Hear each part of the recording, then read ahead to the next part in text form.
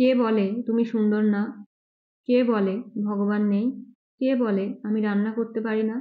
তো চলুন এই ভিডিওতে শিখে নেওয়া যাক এই ধরনের সেন্টেন্সগুলো ইংরেজিতে কিভাবে বলতে হয়। এই টাইপের সেন্টেন্সগুলো বলতে হলে আমাদের যে স্ট্রাকচারটার প্রয়োজন সেটা হলো হু সেজ প্লাস সেন্টেন্স। কে বলে কথাটার ইংরাজি হলো হু সেজ। তো চলুন বেশ কিছু এক্সাম্পলের মাধ্যমে শেখা যাক।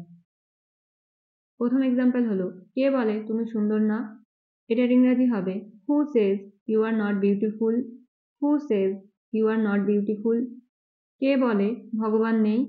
হু says that God does not exist? Who says that God does not exist? কে বলে আমি রান্না করতে পারি না? Who says I can't cook? Who says I can't cook? কে বলে তুমি মোটা? Who says you are fat? Who says you are fat? কে বলে তুমি কিছু করতে পারো না? Who says you can do anything? Who says you can do anything? কে বলে সে বোকা? Who says she is stupid? Who says she is stupid? এছাড়াও আমরা আমাদের দৈনন্দিন জীবনে এমন ধরনের কথাও বলে থাকি, যেমন সম্ভব হলে আমাকে কল করো, সম্ভব হলে আমি নিজে যাব, সম্ভব হলে সে তোমাকে জানাবে। তো চলুন দেখে নেওয়া যাক এই ধরনের সেন্টেন্সগুলো ইংরেজিতে কিভাবে বলতে হয়।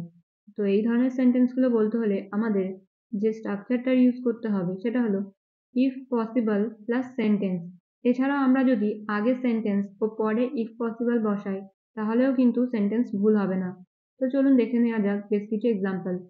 প্রথম এক্সাম্পল হলো সম্ভব হলে আমাকে কল করো। If possible call me. If possible call me. সম্ভব হলে আমাকে ভুলে যাও। এটার ইংরেজি হবে forget me if possible. Forget me if possible. সম্ভব হলে আমি নিজে যাব। If possible I will go myself. If possible I will go myself. সম্ভব হলে সে তোমাকে জানাবে। If possible she will inform you. If possible she will inform you. সম্ভব হলে আমি তোমার জন্য অপেক্ষা করব। If possible I will wait for you. If possible I will wait for you. এবার আপনাদের প্র্যাকটিসের জন্য দুটো সেন্টেন্স। নাম্বার 1, কে বলে তুমি পাগল? নাম্বার 2, সম্ভব হলে আমি তোমার সাথে যাব।